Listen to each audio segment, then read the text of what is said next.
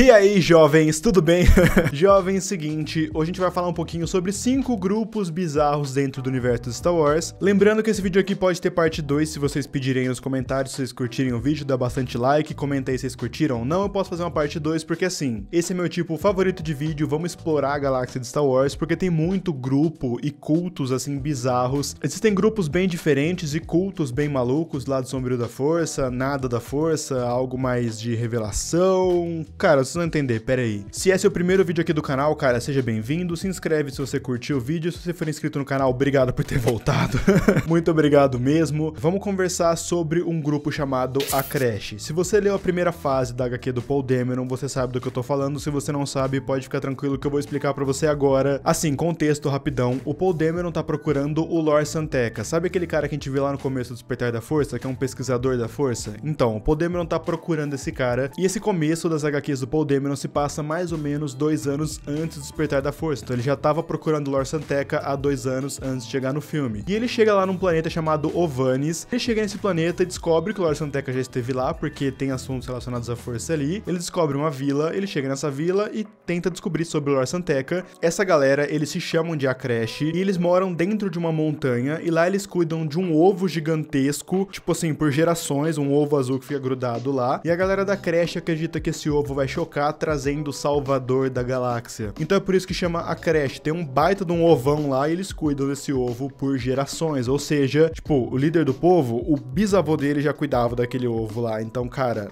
essa é a parada. Então, a primeira ordem chega lá e eles começam a ameaçar os habitantes ali da creche e eles tacam fogo no ovo. Isso faz o ovo chocar e o salvador da galáxia nasce. Então, tipo, chocou o ovo e nasceu uma criatura que vai salvar a galáxia. Só que não. Nasce uma criatura toda brilhante ali, meio azul, meio branco, brilhante e tal, toda resplandecendo luz ali. Acho que resplandecendo luz é pleonasmo. E ela começa a matar todo mundo. Tipo assim, ela não tá salvando a galáxia, ela tá matando todo mundo, inclusive a galera da creche. Então, tipo, todo esse tempo eles estavam cuidando de um ovo, tinha uma criatura, tipo, sanguinária que ia matar todo mundo. Sabe aquele tipo de história que tá caminhando pra ser ruim e dá uma volta e fica bom? Basicamente isso que acontece agora. Dentro desse ovo tem uma outra criatura, uma criatura inteira preta com os olhos vermelhos, que sai no soco com a criatura azul ali, branquinha, clarinha. Eles saem na porrada. Então, basicamente, o salvador da pátria daquele momento é aquela criatura preta com os olhos vermelhos. Então ela consegue derrotar a criatura azul, eles saem no soco e saem voando. Ele pega a galera da creche, bota nas costas e leva embora, porque ele é o salvador da galera. Aí a primeira ordem foi derrotada, o Paul Dameron conseguiu fugir e tal, e a criatura das trevas, lá das trevas entre aspas, levou embora a galera da creche como o verdadeiro salvador do grupo.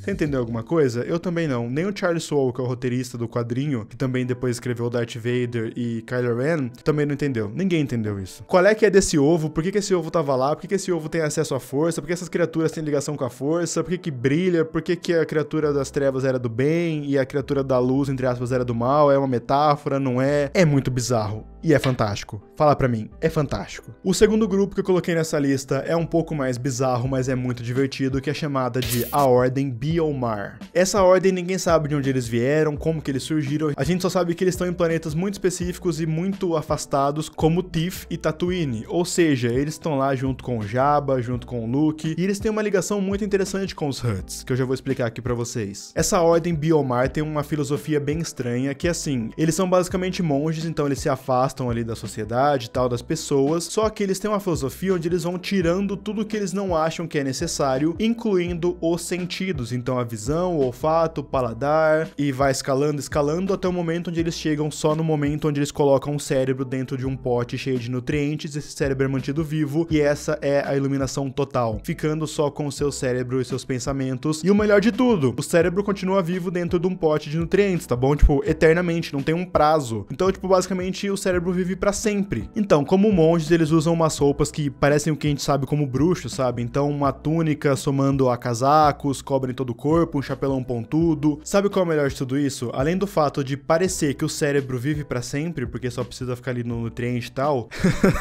cara, só melhora. E sabe como eles se locomovem? Porque sim, os potes ali andam. Tem umas aranhas, que são os droids aranhas, o pote é colocado embaixo e o cérebro dá o comando pra esse droid, e esse droid sai andando, então, tipo, basicamente é uma aranha com um pote na barriga que tem um cérebro.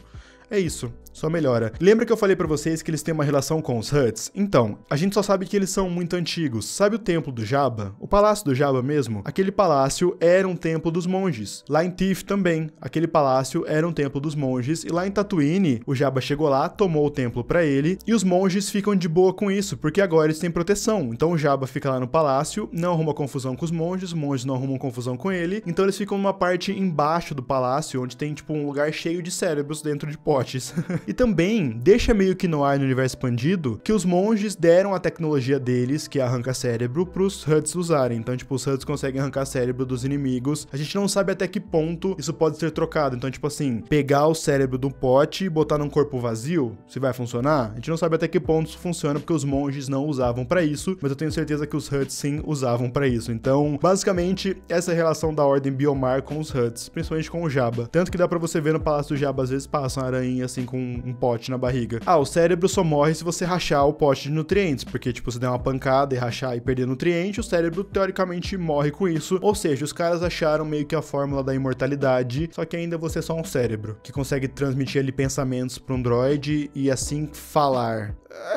O terceiro grupo dessa lista são os acólitos do além, que a gente já conversou aqui no canal sobre eles, que basicamente, num resuminho, são pessoas que não têm acesso à força, que seguem o lado sombrio após ali a morte do Imperador e do Darth Vader, mais especificamente o Vader do que o Imperador, tá? Eles gostam do Imperador também, mas o grupo nasceu como um grupo de seguidores do Vader, tanto que eles pichavam nas paredes assim, Vader vive e tal. Na trilogia Marcas da Guerra fala bastante sobre eles, que eles lembram meio que vampiros, sabe? Eles são bem pálidos, com um corpo quase de cadáver, assim, e eles usam inteiro preto, e eles começam a surgir como pequenas organizações, mas eles vão se espalhando pela galáxia. A gente não sabe o que aconteceu com eles, mas assim, quando o Imperador morreu, o conselheiro do Imperador, que é um cara chamado Yup Tashu, é um dos conselheiros do lado sombrio, ele não tem acesso à força, mas ele era um dos caras que ajudava o Palpatine com coisas do Sith, tal, etc. E com isso, após a morte do Palpatine, o Yup Tashu foi pra esse grupo, os Acólitos do Além, que já existiam, e ele começou a liderar o grupo. E os Acólitos do Além, eles começam a reunir vários artefatos Sith, então eles pegam holocrons, lanças antigas Sith. Ah, eles compram também um sabre de luz, eles compram no mercado clandestino, sabe? Então, tipo, eles pagam muita grana, mas eles pegam um sabre de luz, eles usam máscaras antigas Sith, justamente porque eles acreditavam que eles eram possuídos pelas almas Sith presas nos artefatos, pela energia Sith presa no artefato. E assim, faz certo sentido, porque a gente já conversou aqui no canal que os Sith, eles conseguiam ficar presos às coisas. Então, tipo, meio que, por exemplo, Lord Momin, que tá no cânone, a gente já conversou sobre ele aqui no canal, ele ficou preso dentro do capacete dele. Então, tipo, a alma dele tava lá, quem colocava o capacete, ele ia lá, tomava o corpo da pessoa. Então faz sentido que os Acólitos do Além sentissem que eles eram possuídos pelos Siths antigos, pelos seres do lado sombrio, não precisa ser só Sith, né? Lembrando que a gente tá falando ali logo depois que o Império foi derrotado, depois ali de Endor e indo pra Jakku. Então a galera começou a ganhar bastante força nessa transição de Império para a Nova República, tanto que eles atacaram postos da Nova República, porque eles queriam trazer a honra Sith de volta. A gente não sabe o que aconteceu com o grupo, mas em Ascensão Skywalker, você lembra lá do Oshi, que é aquele cara da adaga Sith lá? Lá no guia visual de Ascensão Skywalker, eles falam que o Oshi tinha ligação com os Acólitos do Além, lembrando que a Ascensão Skywalker é tipo 30 anos depois da queda do Império, então eu acredito que os Acólitos tenham virado os novos seguidores do Palpatine, não que eles sejam aqueles caras lá cultistas, mas eles foram migrando a servir o Palpatine nas regiões conhecidas, pelo menos eu acredito nisso. O que abre brecha para mais teorias, porque se eles estavam pegando artefatos, eles levaram isso pro Palpatine, então, cara, tem muita coisa escondida por aí. Mas os Acólitos do Além são um grupo bem interessante de conversar. Cara, é muito da hora, pensa assim, seguidores do lado sombrio, tipo, espalhados pela galáxia.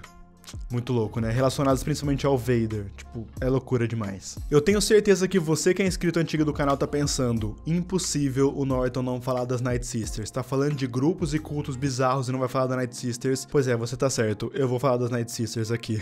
Não tem como falar de grupos e cultos bizarros sem falar das Irmãs da Noite, Irmãs das Trevas, como você quiser traduzir. Toda hora tem uma tradução diferente. As Irmãs da Noite, basicamente, são um grupo de mulheres bruxonas de Datomir. E o que é curioso é que elas são meio que um misto de Zabrak com humanos, então elas são datomirianas e não Zabrak, enfim. Lá na sexta temporada de Clone Wars, episódio 8 e 9, tem ali um embate entre o Mace Windu e a Mãe Talzin, que é líder das Irmãs da Noite, e ela explica mais ou menos como é que funciona o poder das Irmãs da Noite. Basicamente, elas usam uma magia sombria pra conseguir acessar o lado sombrio da força, então, tipo assim, ela usa rituais, ela sacrifica vidas, ela tira a energia vital de seres pra conseguir desdobrar a força, pra acessar a força de uma certa maneira. É uma magia das trevas que tem sim relação relação com o lado sombrio, mas ainda é uma magia. Elas são tão poderosas que o próprio Palpatine falava isso. O próprio Palpatine tenta matar a Mãe Talzin e tal. E no começo da relação dos dois, eles tiveram ali uma amizade, o Palpatine se uniu a Mãe Talzin pra trocar segredos com ela. Então ela ensinou um pouco de magia, ele ensinou um pouco de lado sombrio, até o momento onde ele encontra o filho dela, que é o Darth Maul, pega ele pra treinar e tal, e sequestra o filho dela, na verdade, e aí corta a relação entre os dois. E depois o Palpatine manda que os separatistas ataquem as Irmãs da Noite, porque ele sabe que a Mãe Talzin e as bruxonas de Dathomir, elas são muito perigosas pro Sith. Elas são poderosas. Elas podem acabar com o plano do Palpatine, tanto que ele vai lá e mata as Irmãs da Noite, sobrando a Mãe Talzin, que fica só a alma dela, depois ele vai lá enfrentar a alma dela. O resumo de tudo isso, elas são tão bruxonas que o Darth Sidious, que é o Lord Sith mais, tipo, grandão de todos, mais poderosão, treme na base perto delas. Então, tipo, elas são brabíssimas. Elas escravizavam os Abrax machos, então assim, tipo, cara, elas são um culto, um grupo mega bizarrão. E pra finalizar o meu argumento, elas usavam um exército de zumbis de Irmãs da Noite como, tipo, exército pessoal. Então, tipo, elas reviviam as Irmãs da Noite mortas e faziam um exército zumbi muito louco. Eu sei. E por último, mas não menos importante, eu quero falar sobre as Falanassi, que foram recentemente canonizadas. Então elas eram do Legends e passaram pro Canon agora, por causa de uma menção dentro do guia visual de Ascensão Skywalker. O grupo das Falanassi é um grupo de mulheres guerreiras que usam a força, mas elas não chamam de força, né? Tem o nome de Corrente Branca, que é basicamente a força com outro nome. Elas entendem igual, só mudam o nome. Eu já falei sobre elas aqui no canal, mas basicamente grande parte do grupo tem poderes na força. 90% do grupo são mulheres, que são treinadas para usarem os poderes, e os poderes delas são relacionados a ilusões. Elas não acessam a força no sentido mais físico da parada. Então, tipo, sabe, empurrão da força, puxão, joga pra cima, joga pra baixo. Todas as Falanassi, elas têm essa trava de poder. É um poder relacionado a ilusões. A criar ilusões, criar uma imagem sua, ficar invisível. O poder máximo é, tipo assim, ficar imperceptível. Ou seja, nenhum droid, assim, escaneando o lugar consegue pegar quando ela usa esse poder de ficar imperceptível. E eu acho que você já entendeu onde esse poder chegou dentro do canon. Sabe o poder onde o Luke enfrenta o Kylo Ren lá nos últimos Jedi? Que ele projeta a imagem dele pra Resistência fugir e tal. Aquele poder o Luke tirou de um livro antigo que tinha ali relatos e poderes sobre o povo Falanassi. A gente não sabe se ele chegou a treinar com uma Falanassi, mas ele pegou esses poderes de um livro que falava sobre esses poderes. Então, tipo, que ensinava esses poderes de certa maneira. Agora, se a Ordem Jedi tinha relação com as Falanassi depois se separaram, a gente não sabe. Porque teria registros de poderes dela nos livros? Ao menos que elas deixassem um pesquisador Jedi chegar lá. Mas eu não sei até que ponto isso pode ser estudado ou não. Mas no Legends tem bastante coisas relacionadas a elas,